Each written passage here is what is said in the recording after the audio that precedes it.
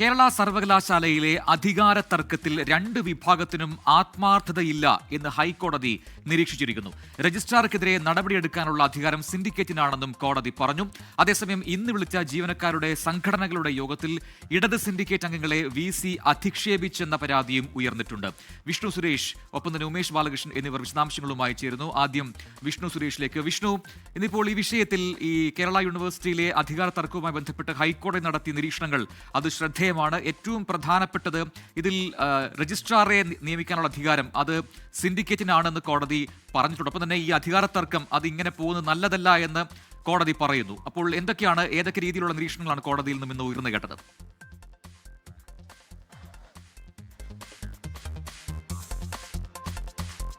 പ്രജിൻ, വളരെ പ്രധാനപ്പെട്ട നിരീക്ഷണമാണ് കോടതിയുടെ ഭാഗത്ത് നിന്ന് ഈ വിഷയവുമായി ബന്ധപ്പെട്ട് വന്നിരിക്കുന്നത്. KS അനിൽകുമാറാണ് ഹർജി നൽകിയത്. തന്നെ VC ജോലി ചെയ്യാൻ അനുവദിക്കുന്നില്ല, തന്റെ പ്രവർത്തനം തടസ്സപ്പെടുത്തുമെന്ന് ചൂണ്ടിക്കാട്ടിയാണ് ഹർജി നൽകിയത്. അതിന്മേലാണ് കോടതിയുടെ പ്രധാനപ്പെട്ട നിരീക്ഷണം വന്നിരിക്കുന്നത്. VCയും അതോടൊപ്പം തന്നെ രജിസ്ട്രാർക്കും രണ്ടുപേർക്കും വാശിയാണ്, ആത്മാർത്ഥതയില്ല എന്ന തരത്തിലുള്ള നിരീക്ഷണം കോടതിയുടെ ഭാഗത്തുനിന്നുണ്ടായി. ഒപ്പം VCയെ രജിസ്ട്രാറെ സസ്പെൻഡ് ചെയ്യാനുള്ള അധികാരം അത് സിൻഡിക്കേറ്റിനാണ് ഒരു നിരീക്ഷണം കോടതിയുടെ ഭാഗത്തുനിന്നുണ്ട്. VCക്ക് ഒരു അടിയന്തര ഘട്ടത്തിൽ രജിസ്ട്രാറെ സസ്പെൻഡ് ചെയ്തുകൊണ്ട് തീരുമാനമെടുക്കാം, പക്ഷേ അത് അടുത്ത സിൻഡിക്കേറ്റ് യോഗത്തിൽ അറിയിക്കുക, അത് മാത്രമാണ് VCയുടെ ജോലി. അതിനപ്പുറത്തേക്കുള്ള കാര്യങ്ങൾ തീരുമാനിക്കേണ്ടത് സിൻഡിക്കേറ്റ് ബോഡി ആണെന്നും ഇന്ന് കോടതി നിരീക്ഷിച്ചു. പ്രാഥമികമായി വിലയിരുത്തിയാൽ അത് VCക്ക് ഒരു തിരിച്ചടിയാണ്. ഹർജി വിശദമായി ബുധനാഴ്ച വാദം കേൾക്കും. ഇത് കേരള സർവകലാശാല തർക്കവുമായി ബന്ധപ്പെട്ട് ഡോക്ടർ KS അനിൽകുമാർ നൽകിയ ഹർജിയിലാണ് ഹൈക്കോടതിയുടെ സുപ്രധാന നിരീക്ഷണം. വിഷ്ണു സുരേഷാണ് വിശദാംശങ്ങൾ നൽകിയത്. ഉമേഷ് ബാലകൃഷ്ണൻ കൂടി ചേരുന്നു തിരുവനന്തപുരത്തും. ഉമേഷ്, കേരള യൂണിവേഴ്സിറ്റിയിലെ ഈ അധികാര തർക്കം അതിന് ഒരു പരിഹാരവുമില്ല. ഇന്നിപ്പോൾ ഏറ്റവും ഒടുവിൽ പുറത്തു വന്ന വാർത്ത ഈ സിൻഡിക്കേറ്റ് അംഗങ്ങളെ, പ്രത്യേകിച്ചും ഇടത് സിൻഡിക്കേറ്റ് അംഗങ്ങളെ VC അധിക്ഷേപിച്ചു എന്നുള്ളൊരു ആക്ഷേപമാണ്. അതും വിദ്യാഭ്യാസമില്ലാത്തവർ, എഴുത്തും വായനയും അറിയില്ല, അവരുടെ വാക്കുകൾക്ക് ആര് വില കൊടുക്കുന്നു എന്നൊക്കെ VC പറഞ്ഞു എന്നാണ് ഇപ്പോൾ പരാതി ഉയർന്നിരിക്കുന്നത്. എന്താണ് നമുക്ക് അതിൽ നിന്ന് മനസ്സിലാക്കാൻ കഴിയുന്ന കാര്യങ്ങൾ? വസ്തുതയുണ്ടോ?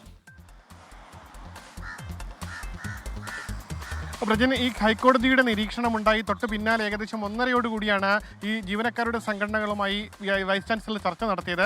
വൈസ് ചാൻസലറുടെ ചർച്ച നടത്തുന്നതിനിടെയാണ് ഇത്തരം പരാമർശങ്ങൾ ഉണ്ടായതായി ആക്ഷേപം ഉയർന്നിരിക്കുന്നത്. പ്രധാനമായി ഈ ഇടത് സിൻഡിക്കേറ്റ് അംഗങ്ങൾ അത് എഴുത്തും വായനയും ഇല്ലാത്തവരാണ്, അവർക്ക് പഠിപ്പില്ലാത്തവരാണ്, അവരുടെ നിർദ്ദേശങ്ങൾ ജീവനക്കാരായി നിങ്ങൾ കേൾക്കേണ്ടതില്ല, അത്തരത്തിൽ ഏതെങ്കിലും നിർദ്ദേശങ്ങൾ ഉണ്ടെങ്കിൽ അത് അവഗണിക്കുകയാണ് ചെയ്യേണ്ടത്.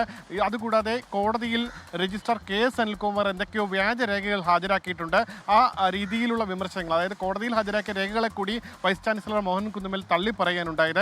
അതേസമയം ഇന്ന് രാവിലെ ചേരേണ്ട ഒരു സബ് കമ്മിറ്റി, നിർണായകമായ ഒരു സബ് കമ്മിറ്റി യോഗവും ഈ തർക്കത്തെ തുടർന്ന് ചേരാൻ കഴിഞ്ഞില്ല. സിൻഡിക്കേറ്റ് റൂം വൈസ് ചാൻസലർ പൂട്ടിക്കൊണ്ടുപോയി. ഇന്ന് NCC NSS വിദ്യാർത്ഥികളുടെ അടക്കം ഗ്രേസ് മാർക്കുമായി ബന്ധപ്പെട്ടുള്ള നിർണായക തീരുമാനം എടുക്കേണ്ട സബ് കമ്മിറ്റി ചേരേണ്ടതായിരുന്നു. പക്ഷേ ഇന്ന് സബ് കമ്മിറ്റിക്ക് വന്നപ്പോൾ ഈ സിൻഡിക്കേറ്റ് റൂം പൂട്ടിയ നിലയിലായിരുന്നു. അതുകൊണ്ട് തന്നെ ഇടത് സിൻഡിക്കേറ്റ് അംഗങ്ങൾ ഈ യോഗത്തിൽ പങ്കെടുക്കാതെ മടങ്ങിപ്പോയി. സബ് കമ്മിറ്റി ചെയർമാൻ അടക്കം പങ്കെടുക്കാത്തതുകൊണ്ട് തന്നെ യോഗം നടന്നില്ല. പക്ഷേ ഇതിൽ BJP സിൻഡിക്കേറ്റ് അംഗം പറയുന്നത് ഇത്തരത്തിൽ വൈസ് ചാൻസലറും BJP സിൻഡിക്കേറ്റ് അംഗങ്ങളടക്കമുള്ളവർ കാത്തിരുന്നു. പക്ഷേ അത് സിൻഡിക്കേറ്റ് റൂമിലല്ല, മറ്റൊരിടത്താണ്, അവിടേക്ക് വരാമായിരുന്നു എന്നുള്ളത്. അതുകൊണ്ട് തന്നെ സിൻഡിക്കേറ്റ് റൂമിൽ തന്നെ ഇത് ചേരണമെന്നൊരു നിബന്ധനയുമില്ല എന്നുള്ള വിശദീകരണമാണ് VCയുമായി ബന്ധപ്പെട്ട വൃത്തങ്ങളും പറയുന്നത്. പക്ഷേ സർവകലാശാലയിലെ അധികാര തർക്കം വിദ്യാർത്ഥികളെ നേരിട്ട് ബാധിച്ചു തുടങ്ങിയിരിക്കുന്നു. ഇതിപ്പോൾ അഡ്മിഷൻ സമയമാണ്. ഈ അഡ്മിഷൻ സമയങ്ങളിലെല്ലാമാണ് NCC NSS കൂടാതെ ഭിന്നശേഷി കുട്ടികളുടെ എല്ലാം ഒരു ഗ്രേസ് മാർക്ക് തുടർ അഡ്മിഷന് പ്രധാനമായി പരിഗണിക്കുക. ആ ഘട്ടത്തിൽ ഈ യോഗം പോലും ചേരാൻ കഴിയാതെ അത് പിരിയേണ്ട സാഹചര്യം ഈ ഭരണ തർക്കത്തെ തുടർന്ന് ഉണ്ടായിരിക്കുന്നു. എന്തായാലും സർവകലാശാലയിൽ കോൺഗ്രസ് അനുകൂല സർവീസ് സംഘടനകൾ ഇന്ന് പ്രതിഷേധവും നടത്തിയിരുന്നു. അവരെ ഇടത് സിൻഡിക്കേറ്റ് അംഗങ്ങൾ നേരിട്ട് വിളിച്ചു വരുത്തി ഭീഷണിപ്പെടുത്തി എന്നുള്ള ആരോപിച്ചായിരുന്നു ഇന്ന് കോൺഗ്രസ് അനുകൂല സർവീസ് സംഘടന സർവകലാശാലയിൽ പ്രതിഷേധിച്ചത്. ഉമേഷ് ബാലകൃഷ്ണനാണ് വിശദാംശങ്ങൾ നൽകിയത് തിരുവനന്തപുരത്ത് നിന്നും. എന്തായാലും ഒരു യൂണിവേഴ്സിറ്റിയിലെ ഏറ്റവും ഉന്നത സ്ഥാനത്തുള്ള രണ്ടുപേരാണ് VCയും രജിസ്ട്രാറും. അവർക്കിടയിലെ ഈ തർക്കം അത് ഏറ്റവും ബാലിശമായ രീതിയിൽ പരസ്യമായ പ്രതികരണങ്ങളൊക്കെയായി മുന്നോട്ട് പോകുമ്പോൾ അവർ വിദ്യാർത്ഥികൾക്ക് നൽകുന്ന സന്ദേശം എന്താണ് എന്നതാണ് ഉയരുന്ന വലിയ ചോദ്യം.